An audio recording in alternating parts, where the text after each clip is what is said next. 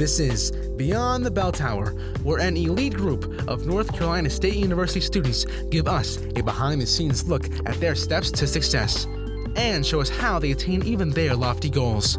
These students, who are in the top 10% of the country, are active in student support services at NC State, a nationally recognized program designed to provide support for low-income, first-generation college students. Nationally, this population has an 11% graduation rate within 6 years. The Student Support Services students surpass that rate each year and go on to become doctors, dentists, accountants, and engineers. They work at Google, Apple, and the NCAA. They have earned PhDs in Ivy League colleges. These students go well beyond the bell tower to reach this level of success.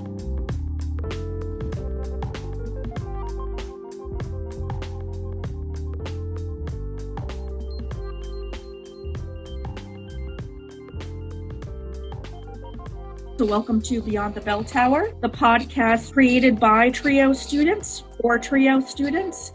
And today we're so excited. This is almost a celebration and not a educational, informational podcast. In summer 2017, we recorded a podcast with Roshaunda Breeden, who is an alumnus of NC State.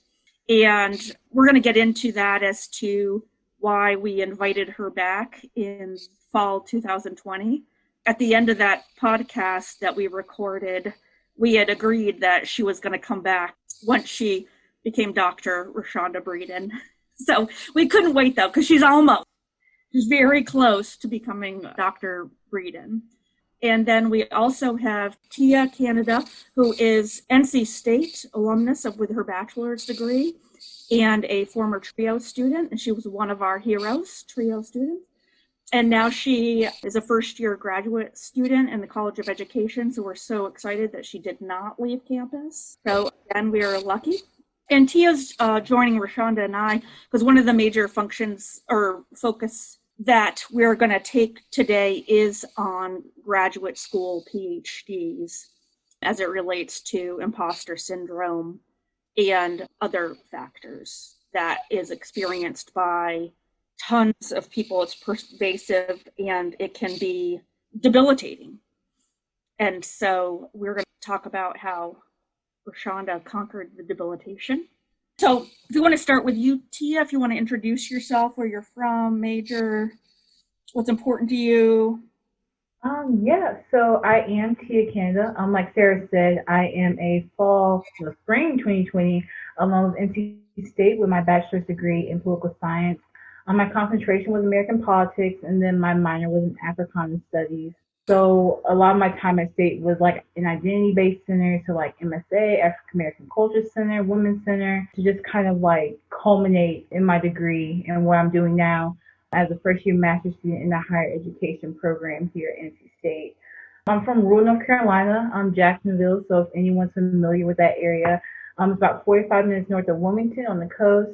I come from a family who was basically born and raised in that area. My mom's family is from there. My dad's family's from rural Tennessee, Chattanooga to be exact. So just kind of a very rural southern upbringing, but education was like the foundation of everything.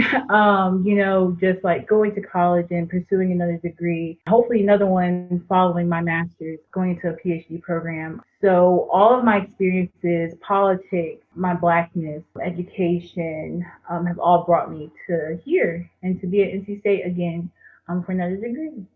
And what's the focus of your graduate work? What do you want to, what motivates you for your graduate work? What topics, issues?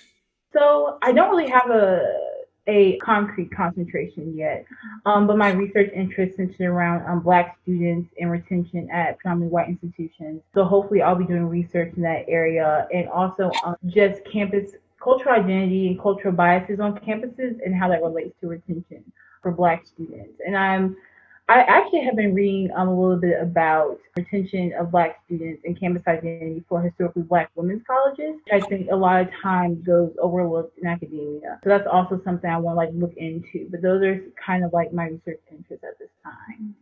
No, that's great. That's really great. And you and Roshanda have a lot in common. So I'm excited to have a conversation. So Roshanda, if you want to introduce yourself. Sure. It is so nice to meet you face to face. When I read over your resume, I was like, whoa, we have a lot in common. And so I'm excited about this conversation with you, and I hope to learn just as much from you here. So I'm Roshaunda Breeden, and I've been so excited to be back on the podcast. I am currently a third year doctoral candidate here at the University of Georgia in the College Student Affairs Administration program. And that's within the Mary Frances Early College of Education. We say that because the college was recently named after a Black woman, the first Black woman who attended or integrated the College of Education, integrated the graduate school. It's named after her. And I am on the job market. So I'm almost done here at the University of Georgia. I cannot believe it. It has been such a good time. My research and focus has been on so many things, but basically highlighting those underrepresented, overlooked populations within higher education. A friend of mine, Dr. TJ Stewart, likes to say those who are in the margins of the margins. And so when you think about who higher education reaches out to and hugs, outside of that hug, who's still missing? So for me, that's Black students. That's also students that identify as being fat. That's also students from lower social classes or working class families. That's also staff members. That's also community folk. So like, who are the people that we're overlooking in higher education? So my work touches on each of those areas. And I'm just so delighted to be here to talk more about that. And it's been such a transformative experience. So I'm happy to be back. And then you're from North Carolina also. I am from North Carolina. I went to NC State so many years ago. I came to NC State in 2003, graduated in 2007, 2 degrees, Africana Studies and psychology. If you're interested in that journey, listen to the previous episode. And I'm from Winston-Salem, first person in my family to go to college, first person to get a master's, first person that will get a PhD, working class family, and a community that's been rooting me on the whole time. So that's me. Yeah, excellent. So do you both know the same Africana Studies faculty? You know if any of those have remained since like 2007? Probably. Let's see. Dr. Brookins? Yes. Yes. Y'all, Dr. Brookins sent me a message on LinkedIn after I defended my dissertation prospectus, and I just felt like I was seen. I was like, Dr. Brookins is acknowledging my work. It's amazing. Yes. Who else? I'm trying to remember back because I finished my minor about a year ago. So I was doing my minor well before my bachelor's. Let me think. I don't know, but I do. Natalie Bullock Brown taught me 2 of my courses. I know she's a newer professor here because 2 years ago when I first had her for Black Feminist Thought, she was here and at St. Augustine, and then she transferred here full time. But that Black woman, oh my goodness, I love her. I really do. Like, that's kind of where I turned towards like Africana studies and like looking into like our community a little more. She was one who pushed me because she taught from a Black queer feminist perspective, and that was something that I had never seen before. I was like, okay. And then like a year later, I saw it like incorporated more into like work and like my living and learning village because I was in Women of Welsh. So it shifted from white feminism to like Black queer feminism when Bree came. She was a CD for like 2 or 3 years. Yeah, she was. Oh, it was so good. Dr. Erin Banks. She wasn't in Africana Studies, but psychology and African American experience. That was the class. I think that kind of solidified everything I want to do now. For sure. Yes, Dr. Banks is everything. Dr. Banks wasn't a faculty member then in Africana Studies, but I remember just interacting with her on so many occasions and it being great. And then you mentioned Bree Hart in your village, and Bree Hart went to UGA for her master's. And then thinking back to Africana Studies, I had Dr. Edwards which is, she taught the Black psychology class. And I had Dr. Powell, he taught Black feminist thought. So a lot of those folks have gone on to do other great things, but I'm glad that that energy is still there in the program. So, yeah. Yeah, and we'll get into more of this, but I do have to say, too, is when I listen back to the first podcast, Roshanda, you had talked about Africana studies being like for personal development and personal like health and well-being and solidifying your identity and how you became confident into who you were. Oh my gosh, yes. Seems like that's the same for Tia, too. Tia, tell me. An academic knowledge. Yeah, Tia, tell me if this was your experience. But when I got here to state, I looked around to my left and my right, and I was like, where are all the Black folks? Yep. Mm-hmm. And back then, honestly, Tia, we had way more than y'all have now, to be honest. I think we had about 3,000. So it was a significant amount. Y'all don't have nearly as many now, but still, I was looking for them. And what I did was I picked an Africana Studies class every semester. And I knew every Monday, Wednesday, Friday, or every Tuesday, Thursday, I would get a dose of support, of love, hypeness from the class, no matter the topic. And I would be able to go on a little bit further. And so tell me, was that your experience too? Oh, yes. Oh, yeah. I actually vividly remember, well, okay. So when I got accepted into NC State, I hadn't visited campus at all. I think you said that in your first podcast too. Like I didn't visit campus, so I didn't know what was going on. Because it was between here and Central. Oh, Eagle Pride. I'm an Eagle too. But go ahead. It was between here and Central. And I was like, I wanted like that big school feel. I knew that's what I wanted. And so when I got here, during orientation during the summer, it wasn't the Black orientation. It wasn't the one hosted by MSA. It was just like the regular, like College of Humanities, Social Sciences. I looked around. I said, "Oh no!" I said, "Too late." Go down the road. It was in fact too late. But I remember just my first like actual day of class. I was like, "Wow, there's like really no one in here." Because like political science, it's that first class, mind you, we're 200 deep. I think it might have been, was it in Park Shops? It might have been in Park Shops. I don't know, but it was somewhere, 200 seat auditorium. I counted 5 Black people. And I'm like, oh, so this is like a fourth of my class for political science. I'm like, oh, okay. So my first semester, I literally went to class and went home because I didn't have like those immersive experiences before I came to campus. So it was very hard. But then second semester, it was, I don't know if you know him, but you know Tariq? Yes. Yes. He pulled me. I was in the military. I was sitting down, mind my business outside of MSA. He pulled me and said, well, here's MSA. Have a seat. And then the rest was history. I went to the culture center. Got really involved there. And I was in like Aya and doing all the things. Ooh, I was an Aya ambassador. Yes.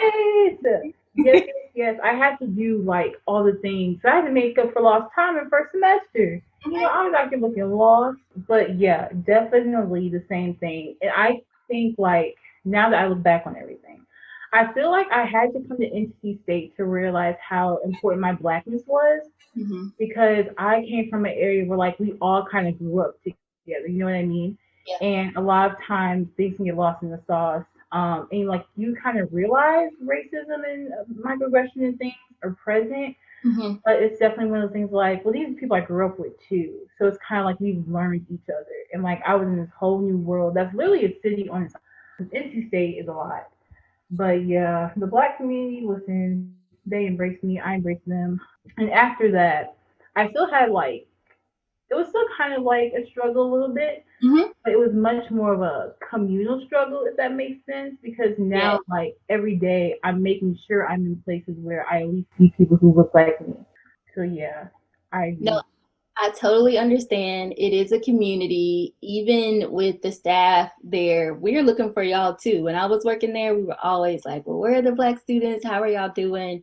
And even you, I didn't know you before today, but guess what? I saw your graduation pictures So I felt like I knew you. I saw them on Instagram because we're all part of the NC State family, the Black NC State family. And yeah, so I celebrated with you when you graduated and when you found out you were getting into the master's program. So we're a part of each other's, collective family. Yeah. And I love that about us. That is one thing, this year, we're not having homecoming. That's so sad. It's our first homecoming as an alum. Yes. Just seeing alums show up. And even alum who are still here who may have gone and came back and gone again. It's really amazing.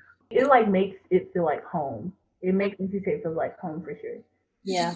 We know the struggle and we're rooting for all of y'all. We've been in those classes, in those political science classes and park shops and the different buildings on campus where you're just looking for your people, trying to count the folks and you don't see them. And then you see one and you're just like, oh my gosh, let's talk, let's hug, let's be friends. So yes, I totally understand.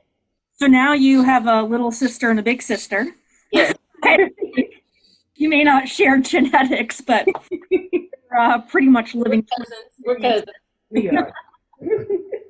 Yeah, mini me and big me. Yeah, so we're going to kind of interrupt this conversation so that we can get deeper in it. So we're going to listen to the clip with Roshanda talking about her PhD. So I'm going to start that. And I tried so hard listening to this last night. I was like, what is wrong with me? Listening to it again, I was like, this was really special. Roshanda and I welcome you back to the second part of our conversation. Hating everyone in your group project because it's really about perspective. Mm-hmm. Yeah. No, for sure. Mm-hmm. And especially at this level, it's like you haven't failed yet. Mm-hmm. You've only achieved, you've only been exceptional. Mm-hmm. And so you're not going to stop being exceptional. You're pouring into me right now, Sarah. Sarah, because I'm really I know that I want to continue on to school and I know I need to and want to start a doctoral program, but I am scared to death. What are you scared of? All the things we just talked about. All the things we just talked about. And so I won't get emotional, but I'm getting emotional. Y'all can't see me. But I really know that I need to do it. I just am afraid. So I have to be reminded that I haven't failed yet.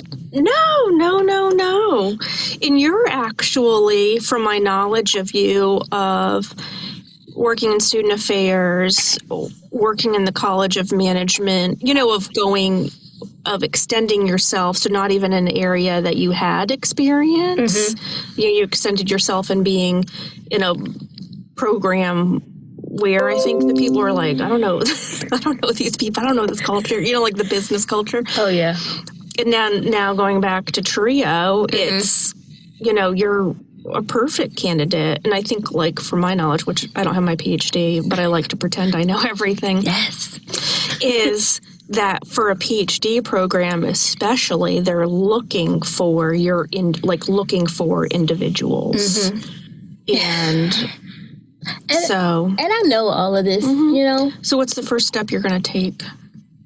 I'm not asking you to apply today, but what's the first step that you feel? Sarah's using her advising skills, her intrusive advising skills on me. We're gonna keep in touch with you, Roshanda. I'll be proud. I've taken the Miller's Analogies test, which is not the GRE because I had a bad experience with the GRE, and so I'm trying a different approach this time.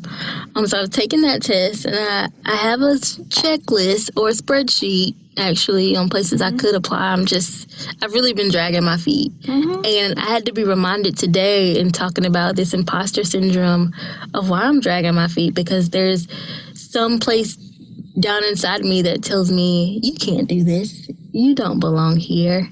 I don't know how you've managed to get this far, when the reality is I deserve to be here. And there is no one else that is more deserving than me. I have all the credentials that I need. There's a lot of pieces to it. So although we're here talking about this, I really want people to know that this is something that you continue to have after the degree process, the graduate degree, even as a parent maybe, or as a friend, or if you're applying to doctoral programs or a new job, you're constantly having to dismiss feelings of inadequacy, even when you know that you can do it. Yeah, and I always think, too, it's like, who are you to say you can't get in? That's not your job. To say, like, you're not on the admissions committee. Like, so, why do you stop thinking? You need to stop thinking you are. And you know, the crazy thing is, I think I would get in, but I think finishing. Are you applying for a PhD in like nanoscience? No, no, of course not. I don't. What programs are you looking at? So, I am looking at some of the higher ed programs. I am looking at a history program because I love history. I'm also looking at a counseling program and a leadership program, which is at a historically Black college that's local. So most of the programs, though, are going to be here at State. So I'm not assuming that I won't get in. I'm just nervous about finishing. Finishing the application? Finishing the program. Look, I'm already at finishing the program and I haven't even applied. I am shaking my head for those at home. And she's laughing, touching me, going, stop shaking your head. Don't shake your head. Well, because I know that it's all in my brain and it's not reality. But, so what's your advice? Like, what do you think you should do to get out of your head? I've given myself different benchmarks to hit, and I'm just going to hit those benchmarks. And I'm going to continue to tell people what my goals are so that they can hold me accountable. So now when Sarah sees me at meetings or in practice, she can say, hey, what are you doing about this? You know, have you applied? So I'm going to do that more. I'm going to start telling people my intentions so they can hold me accountable. Sometimes I keep a lot of things to myself. That way I don't have any accountability partner. And the only person I usually let down is myself. But if I tell others and they hold me accountable, that will help. My partner, he has given me different incentives for taking baby steps. So to take the Miller's analogy test, he said, you have to take it. If you don't take it, you're not going to be able to buy this particular thing that you wanted, which I really wanted, this nice African skirt. And he said, if you don't take this test, you're not going to be able to buy it. And in my head, I was like, so what? I'll just buy it, in a month or two. He's like, no, you're not going to be able to buy it for the rest of the year. And I was just like, that's a long time. So he knows me well. He knows that I need accountability. So that's what I'm going to do. But well, and I think, too, when you're talking, it's almost like going into logic mind. Where it's like I'm logically going to apply, knowing that my emotion mind isn't helping me out. Right. It's you gotta turn off the feelings almost and treat it like a work. Exactly, because your feelings will tell you any and everything. And sometimes I really just have to put my feelings aside and I have to do it. And for me, of course, working with Trio, I have to think about my students. I told some of my students that I was applying. And so they're really like asking me about it and encouraging me to do it. And when I meet with them, they're like, okay, well, what about you? Have you turned in your applications? And so that helps me too, to turn off those emotions, because emotions lie. Oh, yeah. Yeah. Just because it feels right or doesn't mean it's right. No. Usually it's not right if it feels right. So, yeah, I just got to do it, honestly. And I will. Because the other thing that comes to mind, too, is that people need you to get your PhD. So one of the reasons, what's kind of unique about a PhD program is that you create new knowledge, that you bring something new to the, area, whether it be history or student development or leadership. And so if you withhold that, that's a disservice to you, but it's also a disservice to the next generation. Right. That you withheld, being in a place that's going to support you to make that impact. Well, I'm withholding knowledge. I like how you put that. I like that. I like that reframe, and that I have to do it, or someone will miss out on information. That's a good way to think about it. Because thinking generationally, that impacted you, thinking about your generations. And so, like, for future generations, you know, they need to know, you know, what you've brought into the world that only you could bring into the world. That's good. Yeah. She's giving me a look. I know, but you know, it helps me to not think about it in terms of myself because, you know, culturally we're taught not to think about ourselves, you know, but thinking about it in a grand scheme of humanity and people helps it for me. It helps me.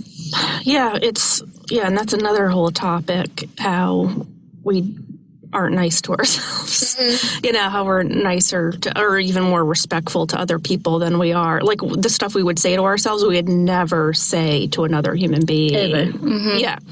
But we're fine telling ourselves that. But that's another whole. I know. So anyways, yeah, we're working on it. Both of us are working on it. So, Roshanda, you had a range of emotions from waving your arms around to wiping your eyes to clutching your chest. So can you talk about that? First of all, I'm very dramatic. So that's what you saw, Tia. Don't judge me. It's just who I am. And I think it deserves that emotion. yeah. So I had all of those emotions. I had excitement in hearing it, fear because I was holding back so much of myself those years ago, but also joy that Sarah really blessed me with her words that day. And I really carried those with me, and they're still with me. And so it was joy that I allowed myself to lean into the fear because the last 3 years have been incredible. And so that was the emotion that you saw, that both of you all saw. And in thinking that I was so scared to even apply to now being almost finished, it's amazing because a lot has happened. I mentioned in the clip, like, I know I'll get in, but I'm worried about finishing because my brain jumps 10, 20, 30 steps ahead. I think that has to do with my first gen identity. I just want to plan. I want to be in control because so many times I'm not in control of what's happening around me. I like to try to put everything in place that I need. And so I'm a planner in that way. But when I tell y'all, after this call, I went back and really put down every school I plan to apply to, whether that be NC State, I put North Carolina A&T, University of North Carolina at Greensboro, and I just started the application process because I even remember Marsha Farr listening to the episode and then coming into my office and saying, you have to do this. How can I support you? And there were people who were listening who reached out to say, we're going to do this. So I ended up applying and then sending out messages to my faculty at Georgia. I was asking them for recommendation letters. And one of their responses was, well, if you're applying all of these places, why aren't you applying here? And I didn't type this out, but in my mind, I was like, I'm not moving there. I have a job. I love my job. I'm making good money, probably the highest salary anyone in my family has ever made. And I wasn't prepared to leave North Carolina, but they said, we'll definitely help you out and do your recommendations, but we want you to apply here. We want this school to be fourth on your list. And to make a long story short, I did not get into NC State and I was devastated. My plan for the plan had failed because I didn't get into NC State, and it was because of my GRE score. And I was like, okay, well, I have other schools that I can pick from. One of the other schools that I got into called me, or actually I called them, And I spoke to one of the faculty and they said, you should consider other options. And I was like, Wow. Excuse me. and they asked me where my other options were, and they were like, you should consider Georgia. And I said, okay, right. And then another one of my schools, they had my information, but every time I checked the portal, it said I was missing something. It said I was missing something. And so I kept calling. They were like, you're fine. But it said I was missing something. So I never heard an update. Meanwhile, the University of Georgia sent me this whole packet about, we're inviting you to interview weekend. We're going to pay your way for you to come here. When I go to interview weekend, people are like welcoming me with hugs. People are excited to see me. There's a community of scholars like, we heard you were coming. We can't wait to take this journey with you. And even laying out what the financial package might look like.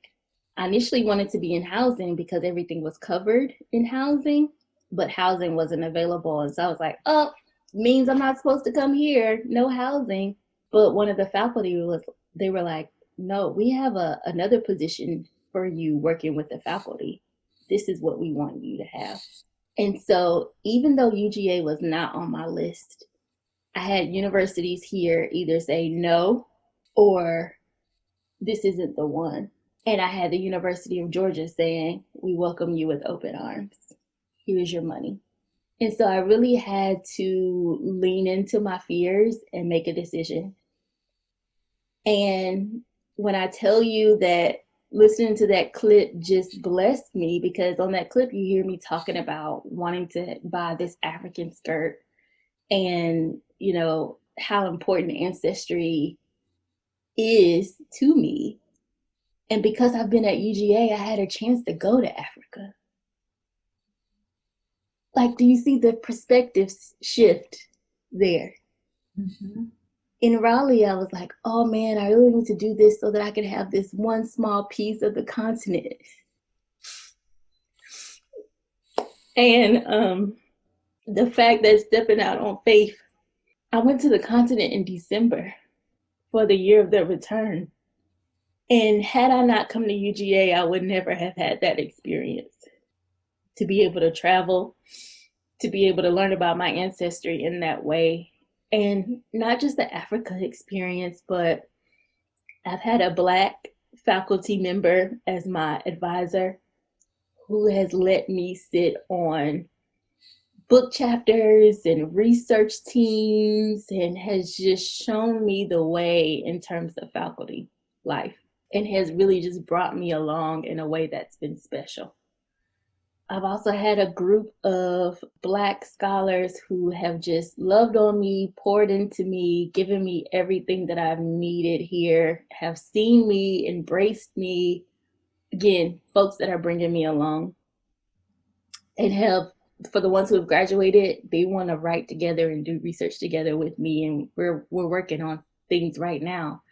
One of the folks, he and I are working on a piece about fat Black women and activism versus resistance, and how fat Black women don't always have the luxury of saying that we're activists, but how we exist in all the other ways just by living in our bodies and showing up in places where people don't think we should be. So I had opportunities to do that. And I've just had opportunities to teach classes and to learn so much about who I am.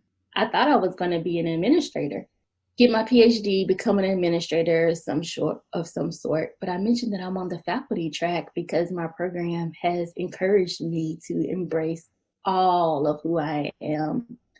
The first gen, low income, Black, fat, whatever it is, to embrace all of it. And I feel so blessed. And if I happen to return to North Carolina, I'm going to show up so much freer than I was on that podcast episode. So then the level of growth is where you see all the emotions, Sarah. What stood out to you, Tia? Because you were bobbing your head and responding to, like, in emotion, not just listening. So, like, when I heard the clip. Or what do you want to say to Roshanda, too? You can speak directly. Yeah, go ahead. Yeah. Thank you. Because I felt so similar because when I was applying to grad school, it was a mess. Sarah knows it was a mess. Everyone who kind of has helped me on my journey knows it was a mess because I felt very similar to you. I'm still scared. Like I had a conversation with Dr. Hope because I'm in one of her classes about I want to go get my PhD, but I am terrified because when I was I guess I could frame it in a way of when I applied to state, I took my GRE very late. I did not so well in my GRE. And when I applied to state, it was my top school and I was waitlisted. And to me, it was almost like I don't even know, just because I was here already doing the work and I felt like I had done well here. And, getting like uprooted last semester because of like everything that happened, I really felt like, my time here wasn't finished. And I felt that. And, to be waitlisted after I already had so many conversations too about NC State is very picky about letting alumni come back for a second degree. So that was in the back of my mind as I was taking the test, as I was doing the application. I did it anyways. And, I got accepted to the University of Maryland way before NC State. And I sat on that Maryland letter like, I don't know. 8 months I was scared to leave North Carolina. Like, even thinking about like a PhD, I'm like, NC State does have my program. But it's also like, am I limiting myself? Like you said a little bit earlier, am I limiting myself and everything to North Carolina?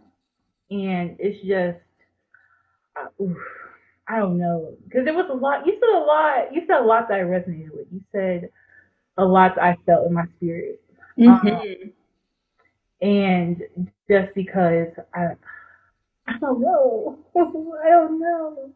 It's very.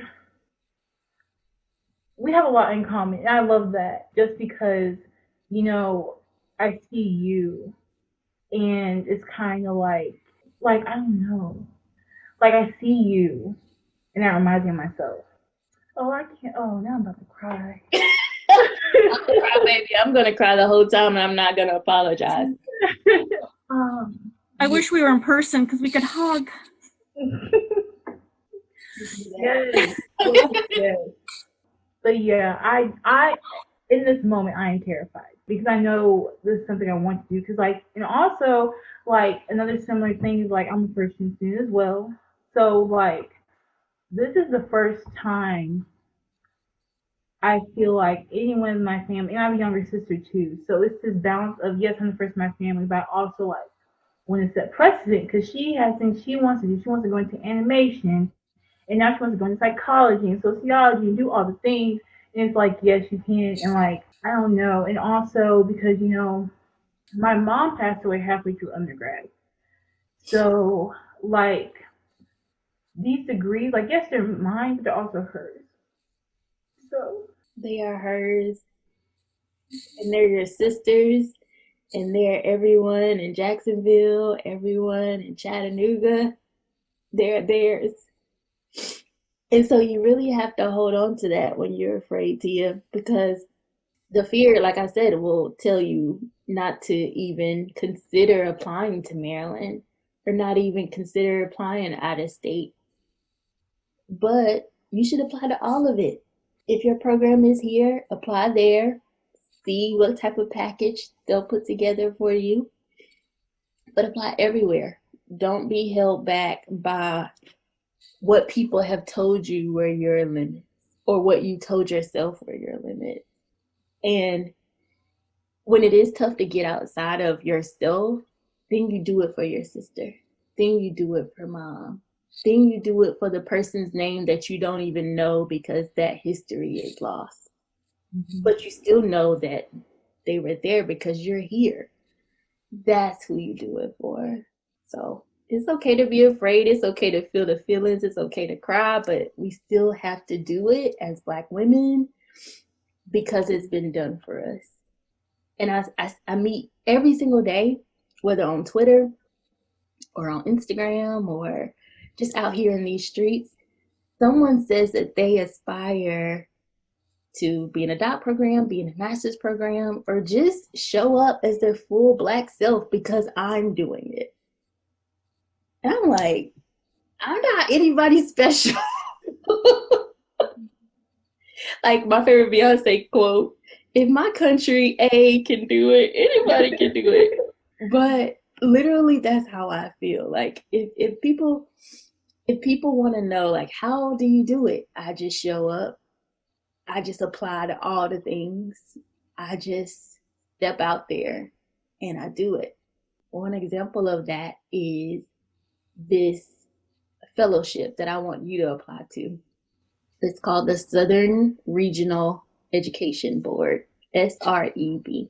And they are all about making sure that underrepresented groups who are interested in getting their doctoral degree apply and get funding for their doctoral degree. I didn't know about this when I was in your shoes, but I found out about it last year.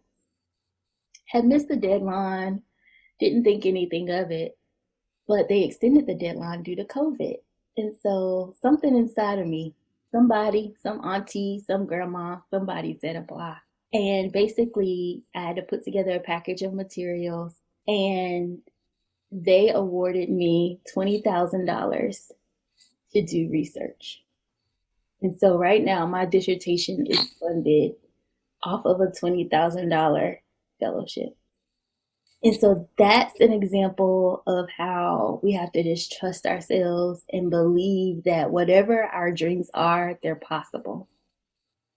And whatever you want to be, you can truly be. Even when folks are out here dying in the streets, we still have the power to show up in these spaces and interrupt in all the ways that we interrupt and disrupt.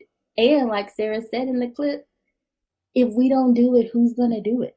Well, I have to say it's, and I want to swear, because I'm going to say it was conviction. Fuck is my indication of conviction. I was trying not to curse on here, Sarah, but you started, so. Yeah, well, everybody knows I cuss. My 15 and 17-year-old daughters gave me a inappropriate language coloring book for my birthday, so everybody knows. I don't even hold back at home. Cursing is seasoning. It's seasoning for your words, Sarah. Yes. Well, I call it authenticity. Mm-hmm, mm-hmm. And I am coming from authentic, not even just professional, but literally personal, is you are fucking special. And so that's the piece of even going to funding your dissertation, is it's that where dissertations come from a very deep personal place, because you have to spend so much time and so much effort on it. And somebody said, we value your ideas and the work you're doing, so we're going to give you 20 grand. People don't do that. They don't do that because you're not special. Mm-hmm. And I mean, the other piece too is being the first person to graduate from college and then now going to be the first person to PhD. Your family will never, ever be the same. You will not have the same health concerns, especially with the impact of health issues on African-American community in rural communities. Mm-hmm. Like for generations are not going to experience that, literally. What we're finding out now, you are saving lives. There's going to be people who are healthy and successful just because what you're doing. So it's not like, oh, I'm just showing up to class. It's you are having this huge impact. I mean, like irreversible, literally. And that's with Tia, is like you're leading, democratic politics for the state and national level. 23-year-olds don't do that. So you obviously feel strong enough about that to be selected for these leadership positions, but also there's a large super competitive community that you would not have those positions if you were not qualified and probably over. Mm-hmm. Correct, Tia? Yeah, I would say so. That piece is funny because I was actually talking to John today, I was talking to him today, and I was like, John, it's hard out here because I'm in this place where, like, my last year undergrad, I was sick of political science. I was tired of it all because I came, because, August 2016, and then 45 was in November, and all of undergrad. And a very white institution with very white peers.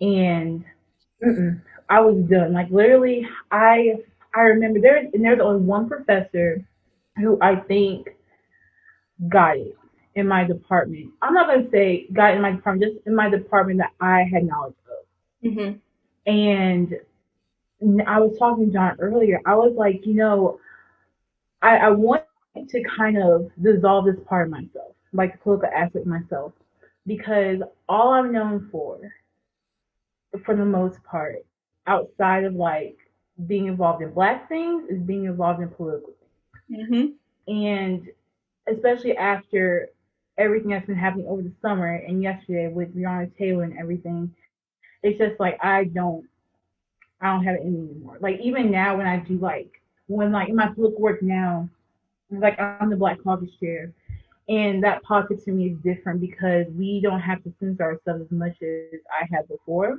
which Mm-hmm. is a blessing, especially now. But it's kind of like I can't do it because how can I aspire to be in a system where they don't value my life if I didn't have these labels or titles, even with the labels and titles? Because I can go to a conference or I could go down the street today to a bipartisan event and you never know. And it's just like, I feel that, but also like I know I need to be represented. I knew I need to be a representative in this space because last night, I was at an event with Jessica Helms and Yvonne Holly, and I knew this, but it hit me really hard when I said, even if they win their election or when they win their election in a few weeks, Mm-hmm. they'll be the first two black women in North Carolina to be in the state cabinet, and it's 2020. So I was talking to him earlier about how just I want to leave this space so bad, because again, like I feel like I'm having to choose between my blackness and my politics at this point because the way we're treated as a whole by like the government and just everything going on. So yeah, I it's a lot. It's a lot, and I've been doing this work for heavily since undergrad, but even like in high school, I was part of the youth council. I was just saying, you just want to buy pizza for your school, sure. Like, and then just the idea of this arena, so many people, especially my age, or who are like just out of college, still in college, are doing these for resume boosters. And it's like, you don't care about this. So please sit down. Mm-hmm. Yes, you are qualified to do this work, but sit down because this is not the time or the place. So yeah, I'm grappling with that at this point. Whew, yeah. We all grapple with it because Mhm. we don't always want to show up with all of these identities all the time. It is very exhausting, especially for freedom fighters like you. But when you think about all the black women historically, who they've been, they haven't been able to separate their black womanness from being a freedom fighter. Mhm. It's who we are. So I feel the grapple, but what you need to do is remember to take care of yourself and take breaks. That's what they were not doing. I don't know if you follow the NAP ministry online, probably on Instagram, NAP, NAP ministry. Mhm. But it's a black woman talking about radical self-care and by just taking a nap and resting, because she's mentioning that all of this like overworking and doing the most is tied to capitalism, tied to oppression, and that's what's happening. Folks are trying to take us out. But if you rigorously take care of yourself, love on yourself, renew yourself, then you can then show up in these spaces with all of the power and all of the knowledge and all of the life experiences that you have, and you can make some change. And you can do that in other ways. So right now you're out here doing a very grassroots effort. But when you think about the academy, that's another way that you can make change. And so, yes, I'm sitting here at this desk 8 hours a day usually, but I'm writing about things I care about. Before we got on this call, I was writing about Black women doctoral students in social class and how these doc programs or these graduate programs don't care about social class and they don't want to talk about it, but it's very much a part of who we are. And so I need faculty to know that I don't have money to go to this conference. I need faculty to know that I don't want to show up in this certain attire because that's not true to who I am and it doesn't represent me. And I'm using my pen, my computer to resist in ways that I didn't think I would. I thought I would be on the streets too fighting the power, but my resistance looks different. And I can also care for myself in a radical way. I can love on myself in a radical way. And it hurts when people are still dying in the streets, but I pick what I can do and I do it well. And I think John does the same thing. You pick what space you're in, you pick the people that you're fighting for, and you go after it with everything that's in you. And at the end of the day, if you see that you've been a freedom fighter your whole life, because that's what it sounds like. In high school, I did this. In undergrad, I did this. And now I'm doing this. That's your purpose. So it's important that you stay true to that and rest. And I think it's interesting because I didn't really learn like rest. I think like stopping everything in March, I didn't learn rest. And like even now, like as I like, go to class and we read the articles and do everything, I'm actually learning how to rest because I think for in this program in particular, every professor, they're all like, you need self care day, you need self care day, just let me know, send an email, I got you. And it's like, thank you.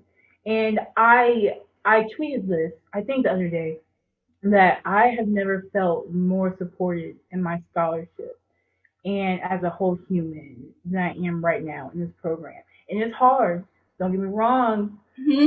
Like, because I'm having to like learn a new language, honestly.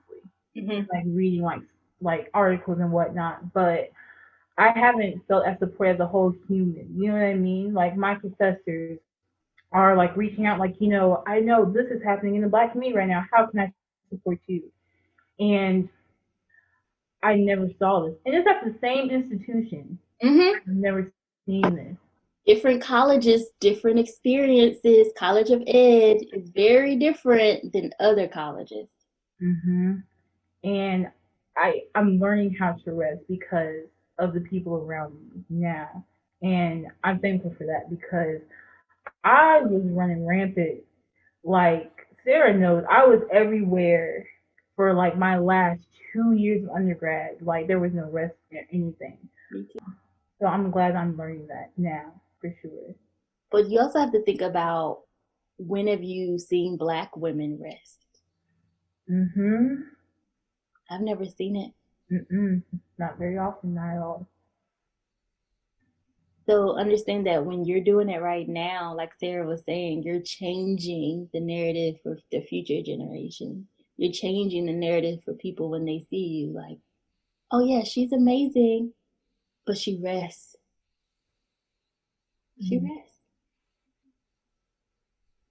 Yeah, because you can show up and be who you are. Like you can show up and be your authentic. Yeah. I won't even lie to you. Yesterday, Tia, after I heard about the case, I went to the store, I got some dinner, and then I went to sleep.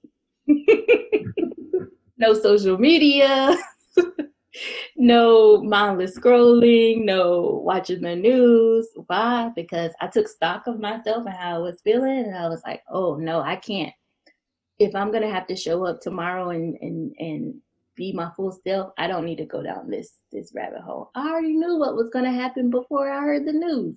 So I'm not gonna get sucked into this because I already know that people don't want me to live. That's not new. What is new is how I can handle this situation. And here we are. Yeah, the thing that comes to mind too is like your soul is fatigued. the body, mind, it's the soul. Mm-hmm. With that fatigue, what I hear too from you, Roshanda, is that you found a way to resist that enriches you, like that makes you more powerful. And so actually you are better in this, like doing your research PhD program with all that's going on. And I use all because it's like so complicated and layered. Everything. Were 5 years ago when we were under a different administration. Yeah. And the work that I'm doing is still hard, Tia. Like you were saying, it's still hard. But because I have faculty being like, do you need to take a day? Or because I have friends dropping off or ordering me DoorDash or food so that I can eat. Or because I have a partner who's like, whatever you need, I'll do it. I'm allowing myself to take that in so that I can do my work. And so that's helping me. Outside is burning, I won't lie. Outside is a dumpster fire. I'm not going. But in here, there's peace.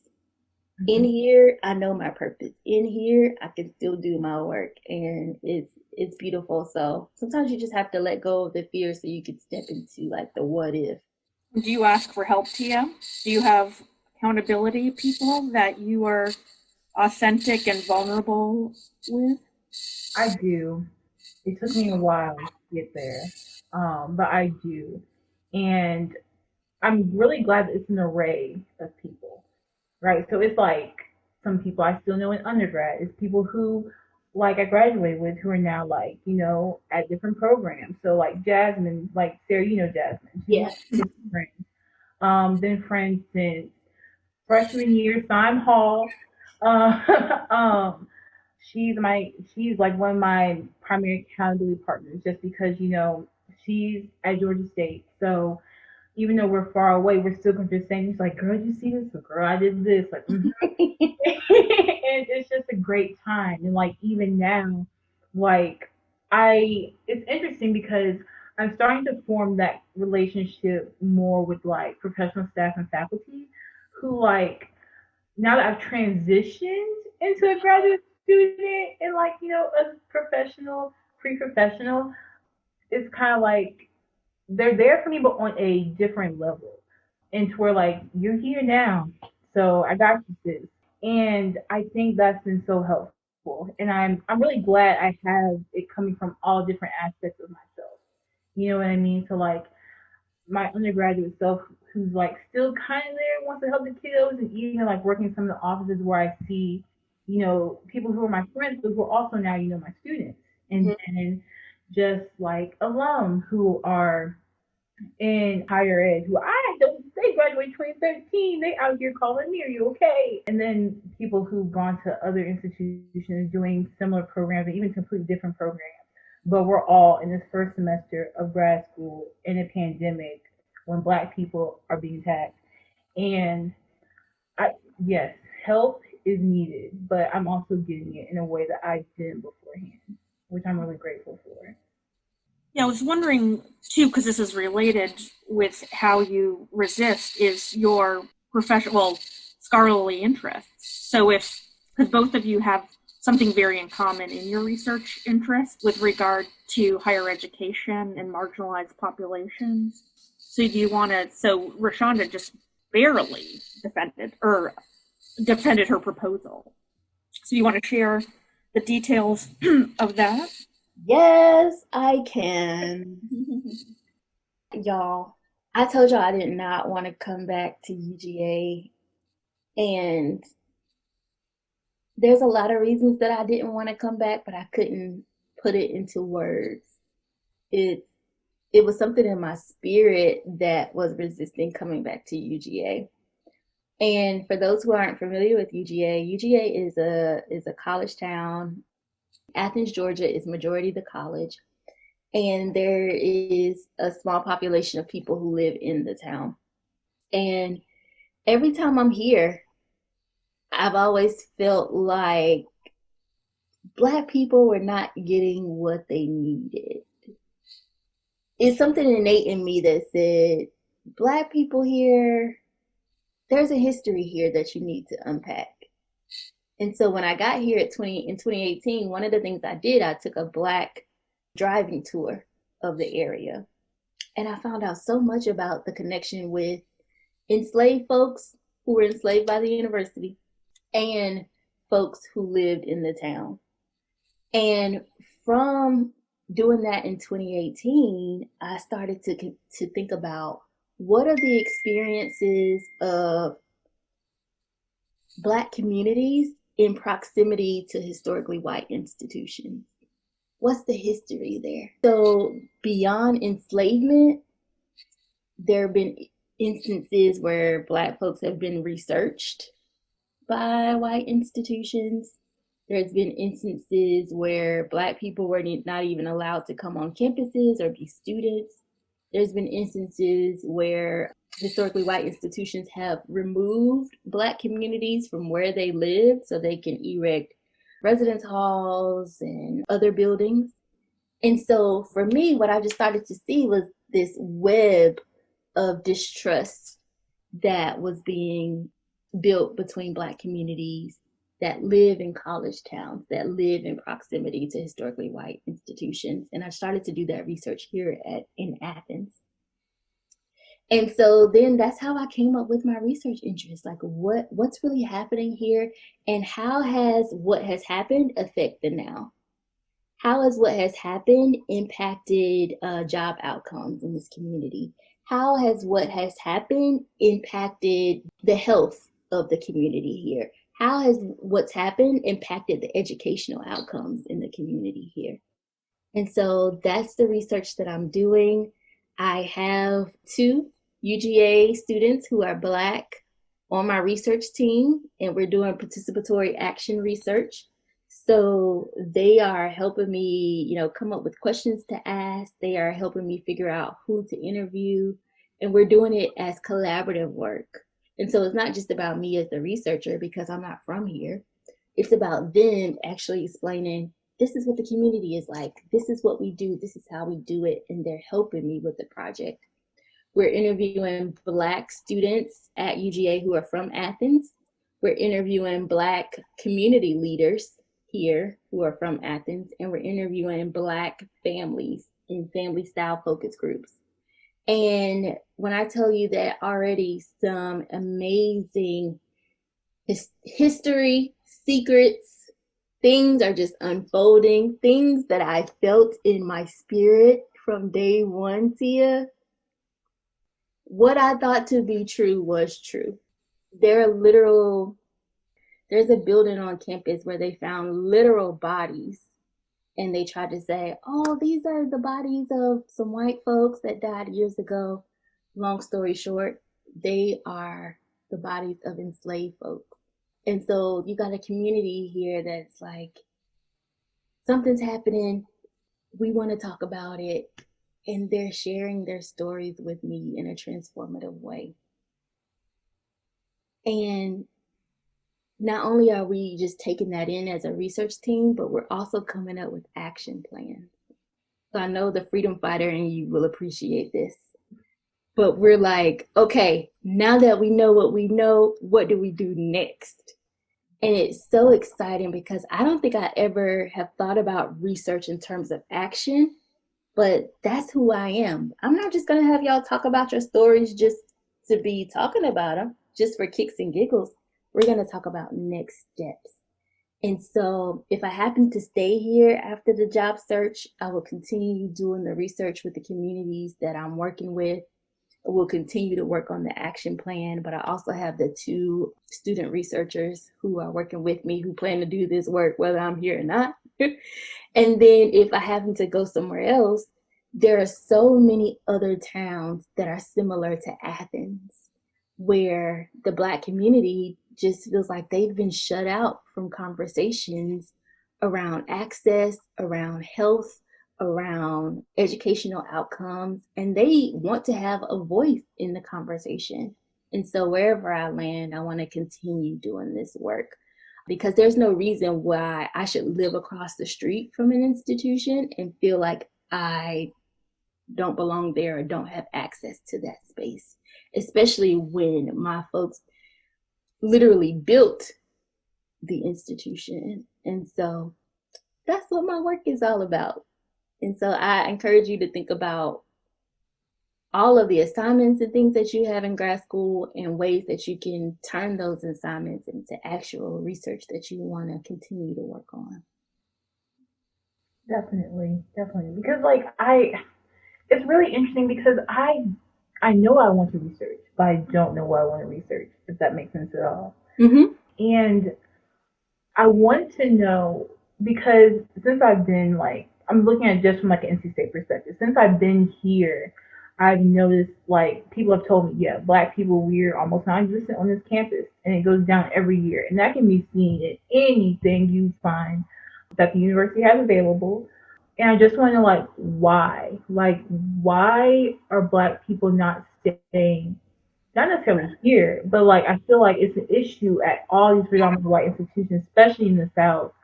So that's kind of where I want my lane to kind of be.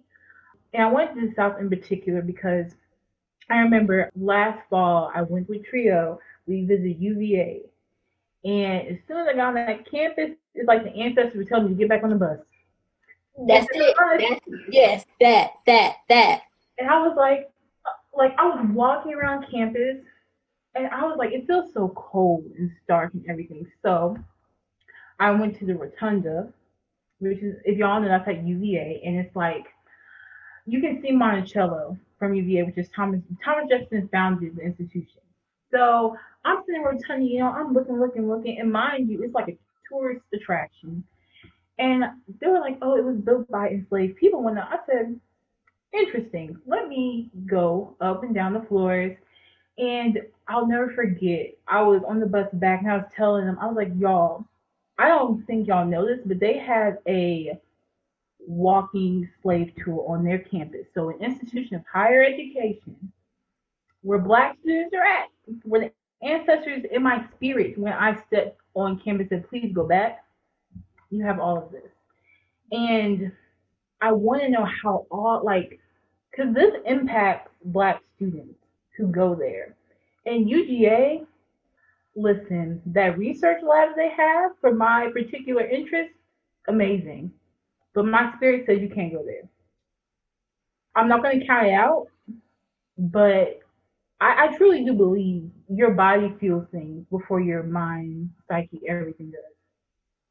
And that's kind of why I want to go into the lane I want to go into.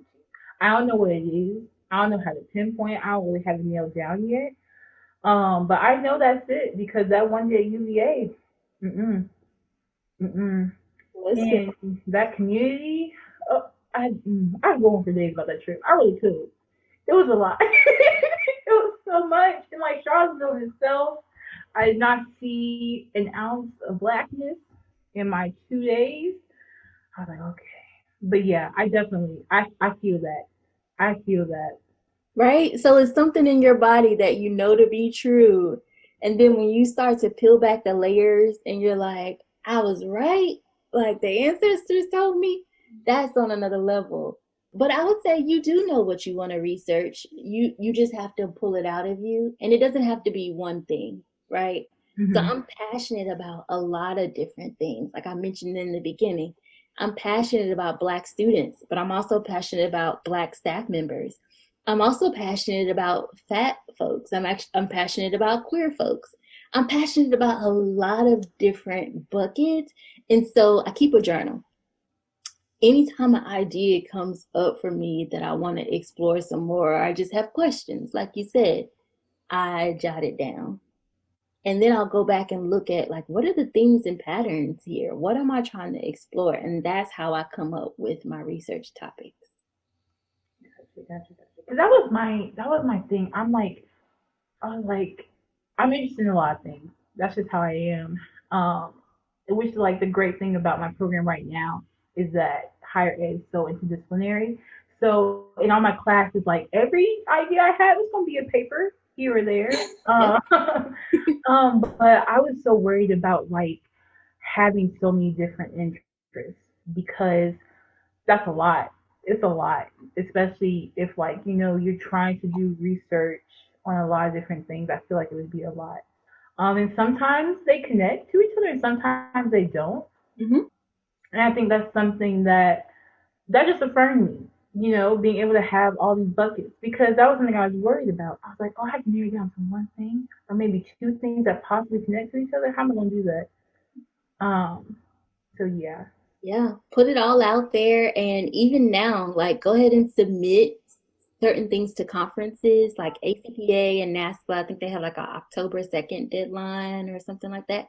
Go ahead and just float assignments and papers and submit them to conferences. And when you get to conferences, see how your body feels about talking about the topic. If you're still really motivated by it, continue with it. If folks have a ton of questions, continue with it.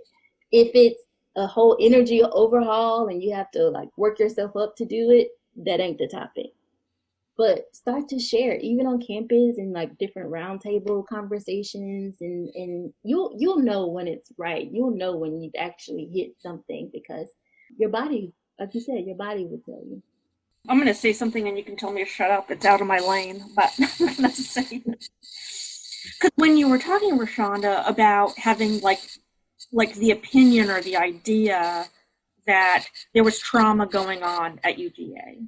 It was like the generational trauma. Like there was something not right that hit your core. Mm-hmm.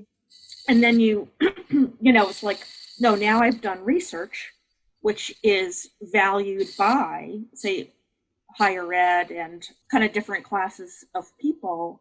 So, but like, as a person that doesn't come from the same social class as, like, say, higher education, where it's all PhDs and the system hasn't changed in over like 500 years, like higher ed is just the same as it was 500 years. Mm-hmm. Also bringing in, being a female of color, the impact of having an opinion versus research. And so if you had just stuck with the opinion, how do you think that would have been? Like, how do you think people would have responded? That's a great question. And I come from the belief that Black folks particularly, like, we always know. Whatever we know to be true is true. And so I knew what was right. My grandmama knows, my great-grandmama knew, they all knew. But now, because I have quote-unquote proof, now people want to believe me. I think that's BS, but I'm going to use that for my benefit. Let me tell you how. I'm going to use that for my benefit by bringing along those 2 Black women researchers on my team so they can see what research is like, so then they can continue on and do research.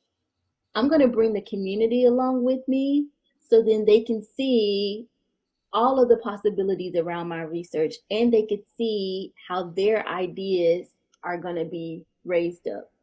And I'm going to honor their voices. I'm going to make it work by putting my research in front of the faces of people who don't believe it. Stakeholders, presidents, vice presidents. Mm-hmm. And so I'm never going to negate what my community already knew to be true. Like, if I told a Black person what I'm studying, they're going to be like, Tia, oh yeah, that's true, because I felt it. So I'm never going to negate that, but I'm going to use this tangible example that I've spent years studying to then retweet Tia, or retweet my grandma, or retweet what's said in this community, so then that their voices are elevated. And I'm going to use whatever power, privilege that I have to then continue to pour back in the communities with the work that I do.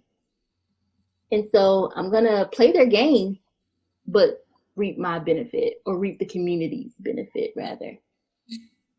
Because how did the community respond to you wanting to study? I mean, that's like being seen for the first time, probably, and being asked for the first time. Mm-hmm. Yeah, at first I thought they were going to look at me like, oh, you're an outsider. You're one of those people, those UGA people. And so I was really nervous about that. But what's happening is they're like, no, you're one of us, and you're different. Something about you, they look at me and they're like, okay, you got these locks, you out here looking different, wearing different clothes. You're not like the people down the road at the university. You're one of us.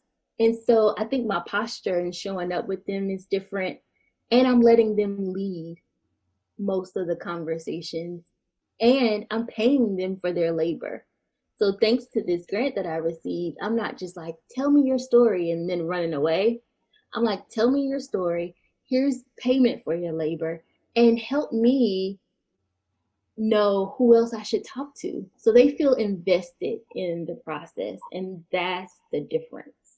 That is the difference. So we've been talking for an hour and a half. And what I really want to know, Tia, is that from this conversation and having listened to Roshanda's podcast of seeing Roshanda 2017 and then Roshanda 2020, how are you going to apply what you've learned today?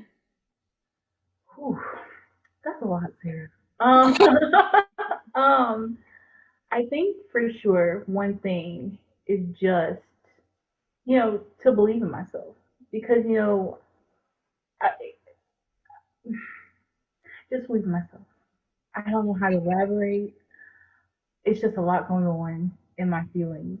But I think it's just because, our stories are so similar. And where I am now, you were in 2017. Mm-hmm. And I don't know. It's just a lot. And the idea that, we come from the same place in NC State, and we just have a lot of things in common. I'm going to take that with me for sure. And just believing in myself. And the motivation and words you've given me this whole time is something I will take. And also, from the academic research side, I've never done research before, never conducted it, never. Only thing I've maybe done is written a proposal. But just I think what stuck with me is just what you just said, is that Black people know, and I know things in my spirit, and now it's just you gonna put it on paper, and I know that I have support in people who I've never met before, who I just met today, that will be in my corner. And I think that is important as well.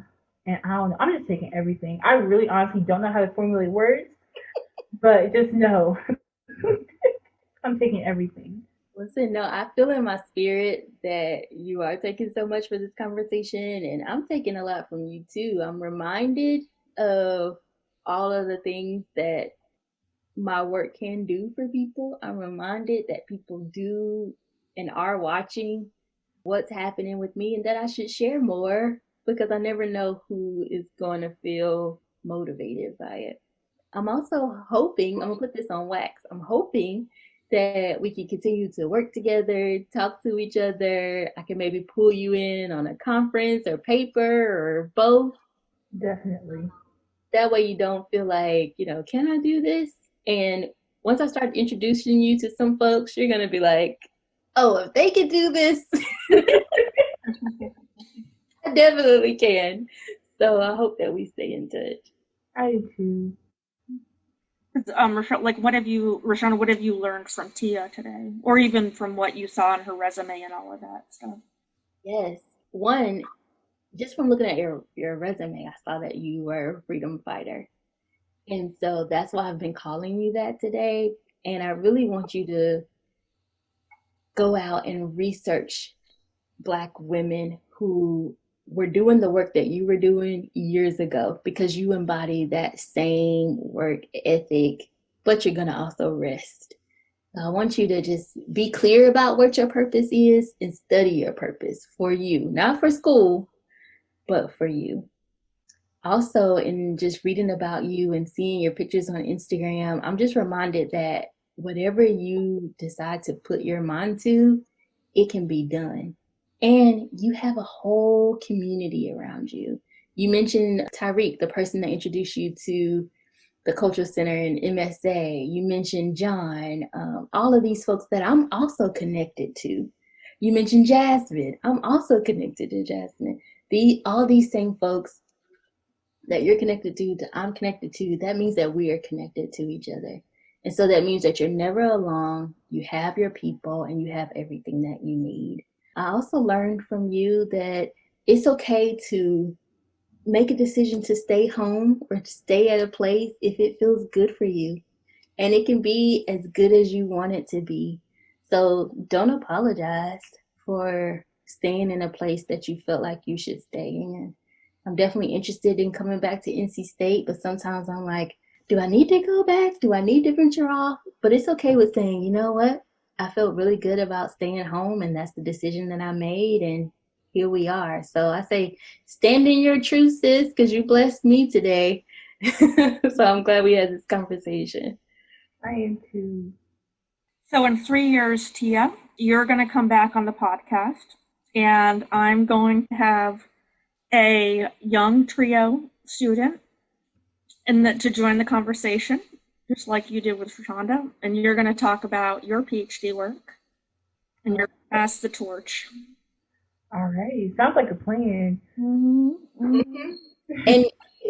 you're going to do it, Tia, because my advisor is actually an NC State grad. He graduated from the program that you're in at the PhD level. Mm-hmm. And so now you have this lineage of folks, all NC State folks. We're all pulling, we're lifting as we climb. And so now it's your responsibility to do it for the next person. Mm-hmm. No, and I believe, like, you'll never be the same after this conversation. Oh, yeah. I feel like there's been a shift for you. Mm-hmm. For sure. For sure. Like, I feel like even today, because, like, the whole time we were talking, I was thinking about, because I haven't responded to John's text yet. I'm going to do it in a minute.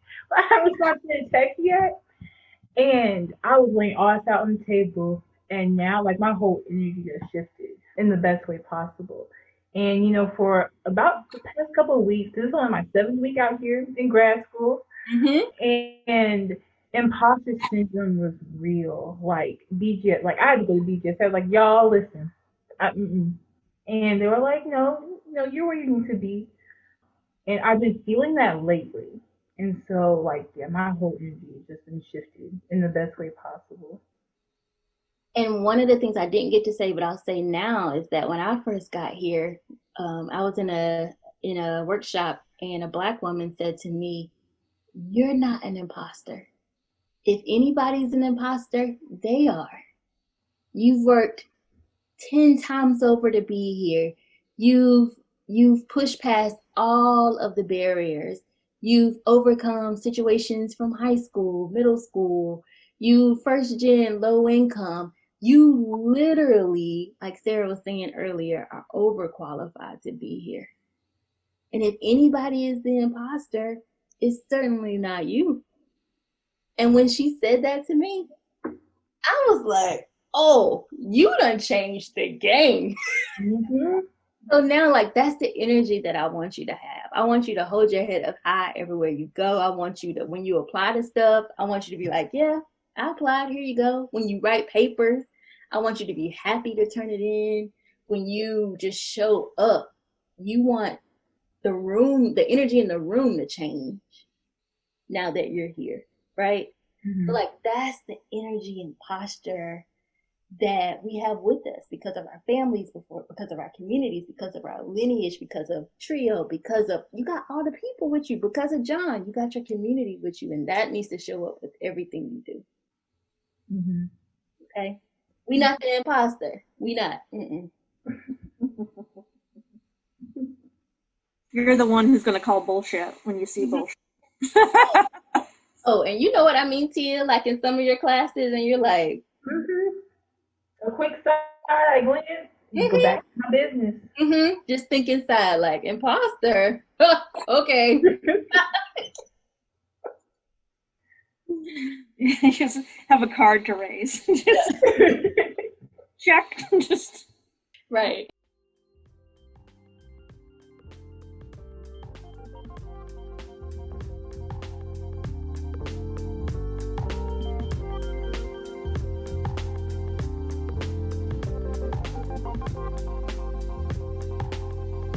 TRIO Student Support Services Program and Student Support Services STEM are federally funded college retention and completion programs. These programs focus on academic, personal, and career support for under-resourced undergraduate students. At TRIO SSS and SSS STEM, Our goal is helping our students reach their goals. We are currently accepting new students to our program. Apply today.